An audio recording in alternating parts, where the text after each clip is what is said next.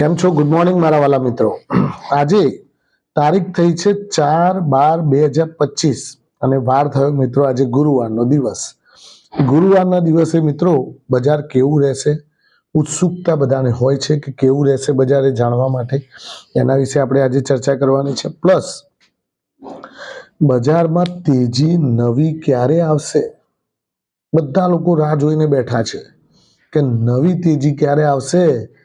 તો કંઈક એમાંથી અમુક ફસાયા છે, એમાંથી નીકળવાની ખબર પડે. અમુક લોકોને એવા ભાવમાં ફસાયા છે જે પ્રમાણે સબસ્ક્રાઈબરોના મેસેજ આવતા મને જોવા મળે છે, એ પ્રમાણે આપણને ખ્યાલ આવે કે બહુ દૂર દૂર સુધી ફસાયા છે. તો એના ઉપર આજે થોડી ચર્ચાઓ કરીશું મિત્રો. પછી આઈપીઓ જે 3 આઈપીઓ ટોટલ આવ્યા છે, એમાંથી 2 આઈપીઓ તો ખાસ ભરજો. એ બંને આઈપીઓ પર આજે આપણે ફોકસ કરવાના છીએ. ગઈકાલથી ચાલુ થઈ ગયા છે, આવતીકાલે છેલ્લો દિવસ છે મિત્રો, એટલે ધ્યાન રાખજો. ફટાફટ ભરજો અને ભરજો, અવશ્ય ભરજો, કારણ કે એમાં પૈસા આપણને મળે એવા લાગે છે. લિસ્ટિંગના દિવસે ગેઇન મળે એવો દેખાઈ રહ્યો છે. તો એ દિવસે આપણે જો નસીબ હોય ને લાગ્યા તો વેચીને પ્રોફિટ બુક કરી શકીએ છીએ મિત્રો. હવે વાત કરીએ આપણે બજારની.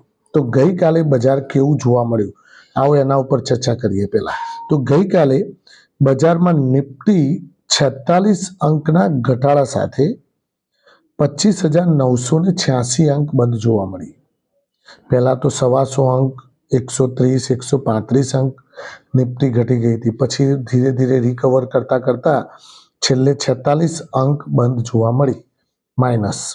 અને સેન્સેક્સ મિત્રો 31 અંકના ઘટાડા સાથે 85,106 અંક બંધ જોવા મળ્યો.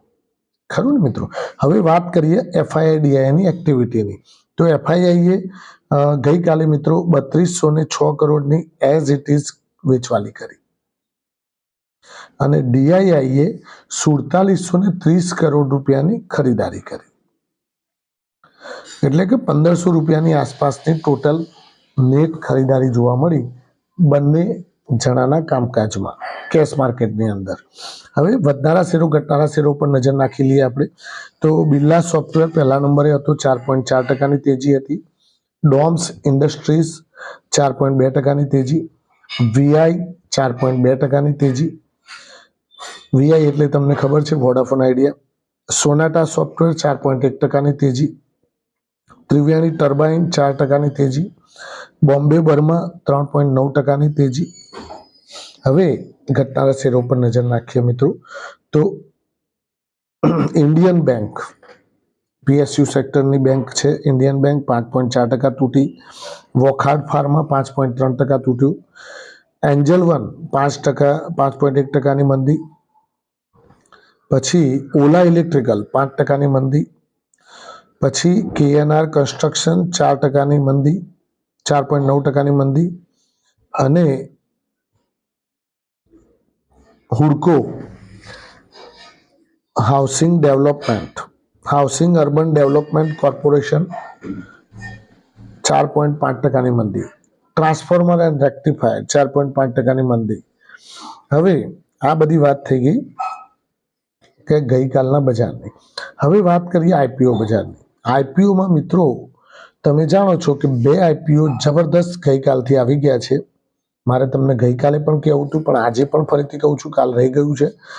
મીશો અને બીજો છે એક્વસ અને મીશો. એક્વસનું સ્પેલિંગ કહી દઉં છું, કદાચ તમારે સર્ચ કરવામાં ધ્યાન રાખજો. AEQUS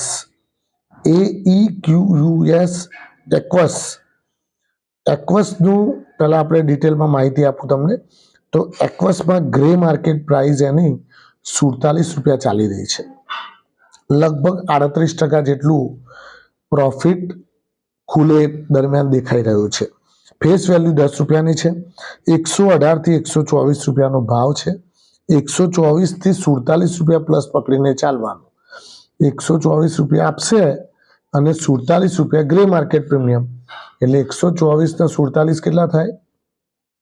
171. કેટલા થાય મિત્રો? 171 રૂપિયા ભાવ ખુલે એવું દેખાઈ રહ્યું છે. 3 ડિસેમ્બરથી 5 ડિસેમ્બર એની તારીખ છે મિત્રો. આવતીકાલે સાંજના 5 વાગે આઈપીઓ ક્લોઝ થઈ જશે, એનું અવશ્ય ધ્યાન રાખજો. બીજું મીશોમાં સ્પેલિંગ છે MEESHO. મીશો ઓનલાઈન પ્લેટફોર્મ છે, ઓનલાઈન પ્લેટફોર્મ છે. તમે એની અંદર તમારે A to Z પ્રોડક્ટ્સ મળતી હોય છે. A to Z મીન્સ કે તમારે માન લો કે કપડાં જોવે, બૂટ જોવે, ચંપલ જોવે, જ્વેલરી જોવે, બરાબર, A to Z બધી વસ્તુઓ મળે. પર્સ જોઈએ, બધું જ. એટલે એ તમારે, અને પણ સસ્તું બજારમાં મળતું હોય એના કોમ્પિટિટિવ રેટમાં તમને એ પ્રોવાઈડ કરતા હોય છે. ગ્રે માર્કેટ પ્રીમિયમ એનું 51 રૂપિયા ચાલે છે અને 45.94 એટલે કે 46% ગ્રે માર્કેટ પ્રીમિયમ ચાલી રહ્યું છે.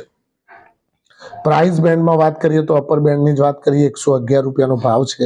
111 થી 45 રૂપિયા પ્લસ ખુલે, 51 રૂપિયા પ્લસ ખુલે એટલે લગભગ 162 રૂપિયા પ્લસ ખુલે એવું દેખાઈ રહ્યું છે. 162 રૂપિયા ખુલશે, 111 રૂપિયા આપશે અને 162 રૂપિયા ખુલશે એવું આજની તારીખમાં દેખાઈ રહ્યું છે. 3 તારીખ અને 5 તારીખ ગઈકાલથી શરૂ થયો છે, આજે પણ છે, આવતીકાલે પણ છે. આવતીકાલે 5 વાગે એની પૂર્ણાહુતિ છે, એટલે એનું ધ્યાન રાખજો. ભરવું હોય આઈપીઓ ભરી દેજો, બંને સારા છે. હવે મિત્રો વાત કરીએ કોપરની, તો કોપરમાં અત્યારે હાલ MCXમાં જબરદસ્ત તેજી ચાલી રહી છે.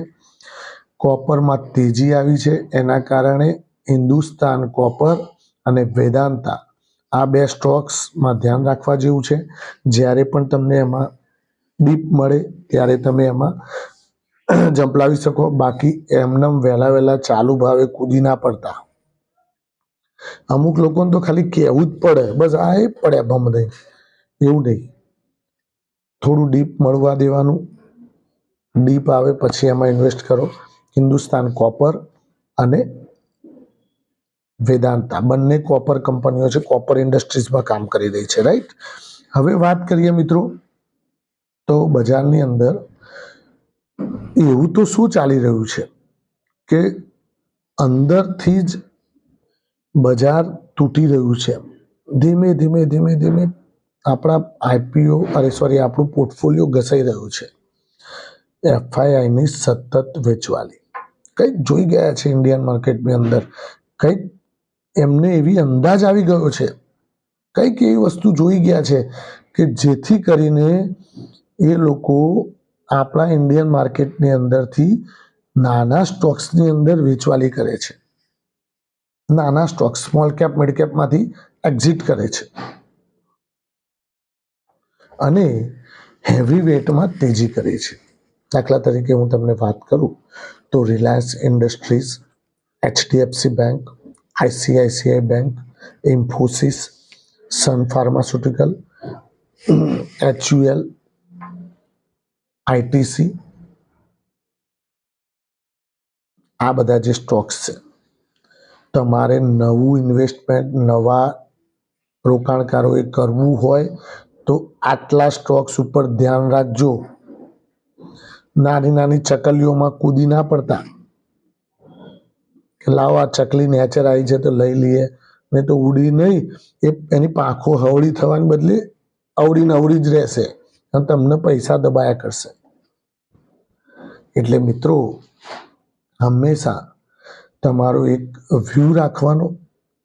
HDFC bank, ICICI bank, SBI જ્યારે ડીપ મળે ત્યારે એમાં પણ લો.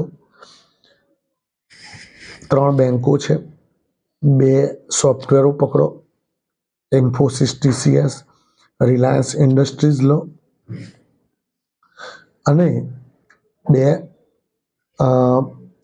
FMCG લો, HUL, ITC. 1 લો તમે ફાર્માસ્યુટિકલમાં Sun Pharma, doctor Reddy's laboratory, આ બધા લઈ શકાય મિત્રો. હવે 4 મહારથીઓ પણ ધ્યાન રાખવા જેવા, હું તમને રોજે રોજ કહું છું 2-3 દિવસથી. NTPC, power grid, call India અને ઓએનજીસી. જ્યારે પણ ડીપ મળે ત્યારે તમે એમાં બાય કરી શકો છો. ઇન્ટરવલી ડિવિડન્ડ આપીએ તો અલગ, એટલે મેન વસ્તુ ઇન્ટરવલી ડિવિડન્ડ છે અને અગલાની ગતિએ ચાલે છે. તૂટવામાં સૌથી ઓછા તૂટે, વધવામાં સૌથી ઓછા વધે. થેન્ક યુ, ખૂબ ખૂબ આભાર. આજનો દિવસ તમારા માટે શુભ રહે, લાભદાયી રહે, ફળદાયી રહે. એ પહેલાં કહી દઉં કે તેજી બનવાના ચાન્સીસ થઈ રહ્યા છે, પણ કંઈકના કંઈક ગતકડું.